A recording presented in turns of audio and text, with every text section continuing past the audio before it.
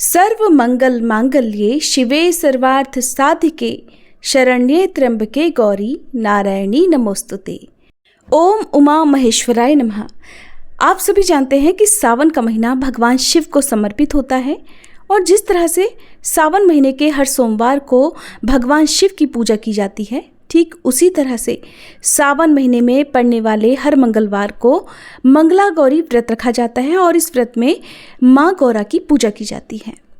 माँ पार्वती यानी माँ गौरा की पूजा का विशेष महत्व सावन के महीने में माना जाता है। अगर सावन के मंगलवार को आप विधि विधान से पूजा करती हैं, व्रत रखती हैं, तो आपको अखंड सौभाग्य का वरदान भी मिल सकता है।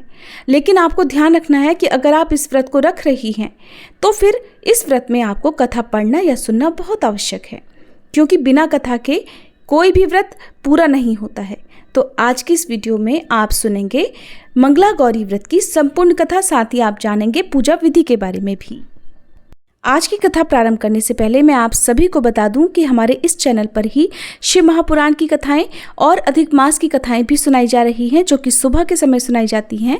अगर आपने इन कथाओं को नहीं सुना है तो प्लीज़ आप जरूर सुनिएगा। मुझे उम्मीद है आपको ये कथाएं भी बहुत पसंद आएंगी। तो अब सबसे पहले सुनिए मंगला गौरी व्रत की कथा। पौराणिक कथा के अनुसार एक समय की बात है, एक शहर में धर्मपाल नाम का एक व्यापारी रहा करता था। उसकी पत्नी बहुत सुंदर थी और उसके पास बहुत सारी धन संपत्ति थी, लेकिन उनके कोई संतान ना होने के कारण वे दोनों पति पत्नी बहुत दुखी रहा करते थे। बहुत पूजा पाठ करने के बाद आखिरकार उनके घर में एक पुत्र का जन्म हुआ, लेकिन उस पुत्र के जन्म के साथ ही ज्योतिषियों ने कह दिया कि वह अल्पायु है और 16 वर्ष का होते ही सांप के काटने से उसकी मृत्यु हो जाएगी। ज्योतिषियों की ये बात सुनकर पति पत्नी बहुत दुखी हो गए, लेकिन उन्होंने इसे अपने पुत्र का भाग्य मान लिया। उन्होंने 16 वर्ष की आयु से पहले ही अपने बेटे का विवाह एक सुकन्या से कर दिया। उस कन्या की माता माँ मंगला गौरी का व्रत रखा करती थी और उसने अपनी पुत्री को भी विवाह के बाद सुखी जीवन के लिए माँ मंगला गौरी का व्रत रखने की सलाह दी थी। विवाह के बाद कन्या ने ससुराल आकर विधि विधान से मंगला गौरी व्रत किया और माँ गौरी की पूजा की, जिसके परिणाम स्वरूप उसे अखंड सौभाग्यवती होने का आशीर्वाद प्राप्त हुआ और उस सेठ धर्मपाल के पुत्र की आयु भी बढ़ गई। उसे दीर्घायु होने का आशीर्वाद भी मिल गया। इस कारण से मंगला गौरी व्रत की मान्यता और अधिक बढ़ गई। मान्यता है कि तभी से मंगला गौरी व्रत रखा जाने लगा। इस व्रत के पुण्य प्रभाव से अखंड सौभाग्य की प्राप्ति होती है, संतानहीनों को संतान सुख प्राप्त होता है। अगर इस व्रत को कुंवारी कन्याएं रखती हैं तो उन्हें मनोवांछित जीवन साथी की भी प्राप्ति होती है। जो भी महिला उपवास का पालन नहीं कर सकती वो कम से कम पूजा तो आज के दिन कर ही सकती हैं। इस कथा को सुनने के बाद विवाहित महिला अपनी सास को और ननद को 16 लड्डू देती हैं। इसके बाद वे इसी प्रसाद को ब्राह्मण को भी देती हैं। इस विधि को पूरा करने के बाद व्रती महिला 16 बाती वाले दिए से माँ गौरी की आरती उतारती हैं। व्रत के दूसरे दिन यानी बुधवार को मंगला गौरी माँ की प्रतिमा को नदी या पोखर में विसर्जित कर दिया जाता है। व्रत वाले दिन मिट्टी से आपको माँ गौरी की प्रतिमा बनानी चाहिए, जिसका विसर्जन अगले दिन कर दिया जाता है। अंत में माँ गौरी के सामने हाथ जोड़कर अपने सभी अपराधों के लिए, पूजा पाठ में हुई भूल चूक के लिए क्षमा मांगनी चाहिए। इस व्रत को और पूजा को परिवार की खुशी के लिए लगातार 5 वर्षों तक किया जाता है।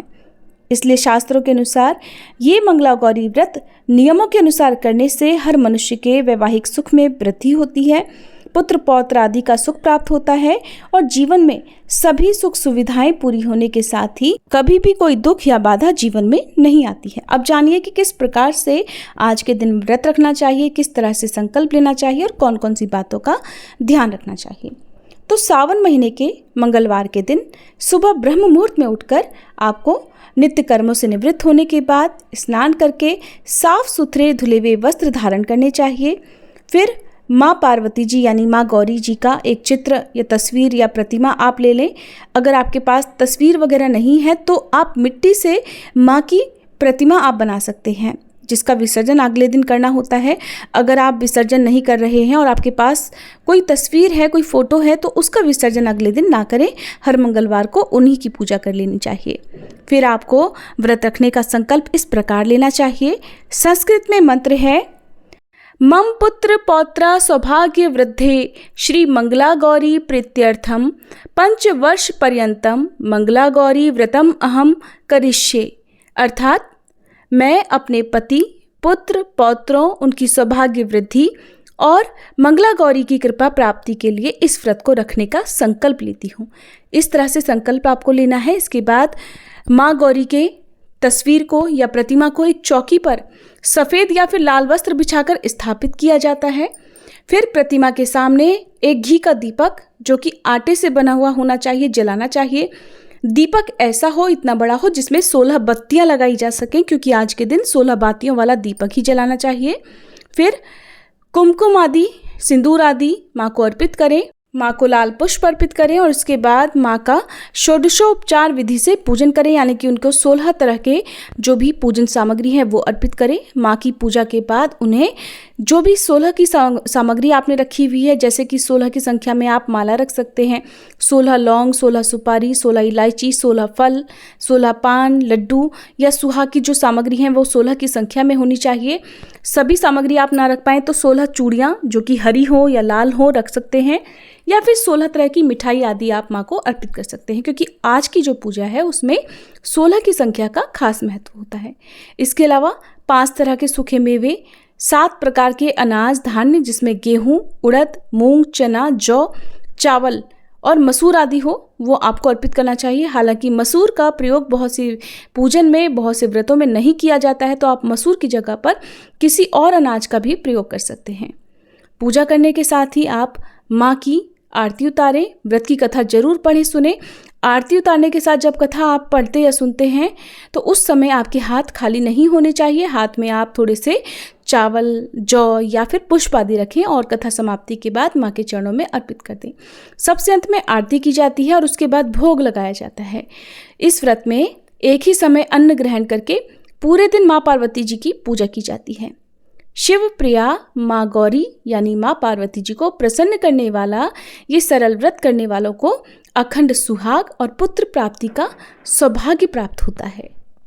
आज के दिन पूजा करते समय आप ओम उमा महेश्वराभ्याम नमः या फिर ह्रीं मंगले गौरी विवाह बाधाम नाशे स्वाहा या फिर गण गौरी शंकरार्धांगी यथा त्वं शंकर प्रिया माँ कुरु कल्याणी कांत कांता सुदुर्लभाम, इस मंत्र का, या फिर ओम शिवाय नमः, ओम उमाय नमः, ओम पार्वत्ये नमः, ओम जगद्धात्रे नमः, ओम जगत प्रतिष्ठाय नमः या फिर ओम शांति रूपण्ये नमः। इन मंत्रों में से किसी भी मंत्र का यथासंभव या 108 बार जाप कर सकते हैं। आज के दिन व्रत में केवल मीठा फलाहार ही करना चाहिए। नमक का सेवन जहाँ तक हो सके करने से बचना चाहिए। ये थी आज की वीडियो। अगर जानकारी अच्छी लगी हो और आपका कोई सुझाव हो तो वीडियो को लाइक करके कमेंट बॉक्स में आप जरूर बताइएगा।